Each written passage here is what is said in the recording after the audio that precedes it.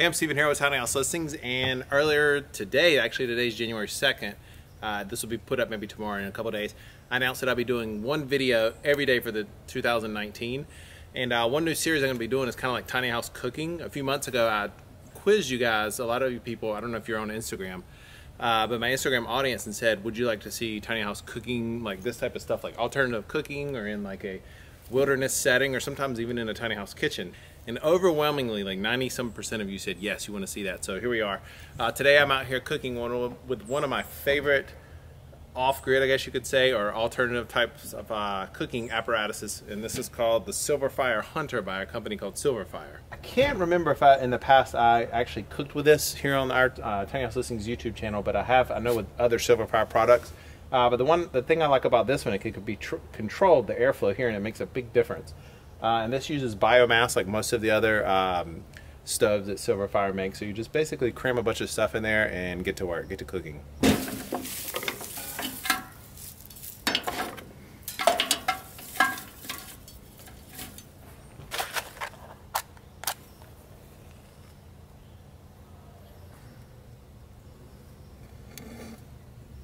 And one of the many great things about this stove is that the entire inside is heavily insulated. I think it's called vermiculite. I could be wrong.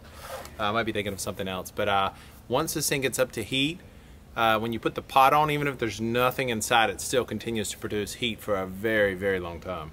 And another reason I was inspired to do this cooking type of video series is that I'm all about helping people go tiny and save money. And so what we're cooking tonight, some veggie stew. The entire price will be about $2, and that'll cook for 2 people with leftovers. We're going to add one other ingredient that's going to double the price, but it's completely optional.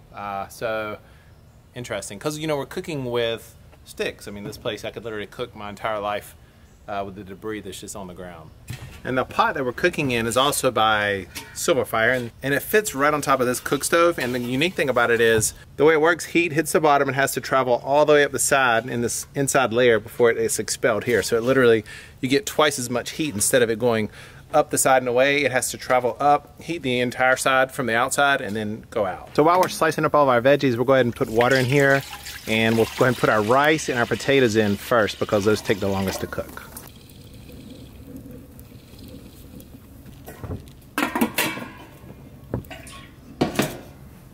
Got a little bit of wild rice. It's like some sort of wild rice melody.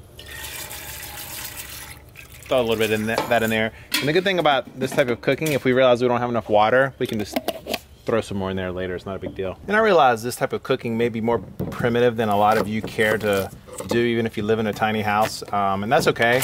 We'll also do that type of cooking as well. We're just in a tiny space, but it's also fun to get outside, I think, sometimes and cook this way. Cook for free, right? There's a lot of people who enjoy this type of things. I enjoy cooking with biomass. Solar energy is really fun. I have 2 solar stoves. We'll do some of that this year. And it's just endless, the different ways you can cook. In case you were wondering, yes, when the pot is on, it's still very much, the fire is still very much going. Because of the air inlet here. It's a little dark out here, but you can still see the entire back out. Also, air is vented in through that as well. All right, the next ingredient will be some celery. Then we're going to throw in just a few mushrooms. So we'll throw in some carrots.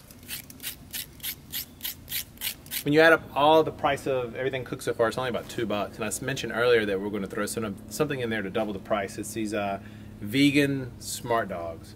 These things are really, really good. But we're going to just chop those up and throw them in there too for added flavor, more protein. If you want, another good way to add a lot of protein to this is to put lentils, which lentils actually have more protein than meat. All right, we've got all of our ingredients in, so we're just going to let everything cook for a little bit. Let it simmer.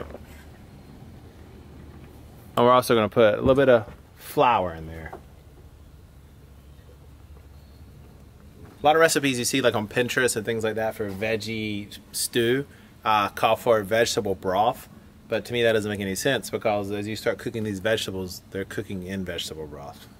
In this recipe you can put any kind of spices you want. We've put Italian seasoning, garlic, salt, pepper. You could even put like curry or whatever it is, but just what I'm showing you now is just like the base, and from there you can take it anywhere you want.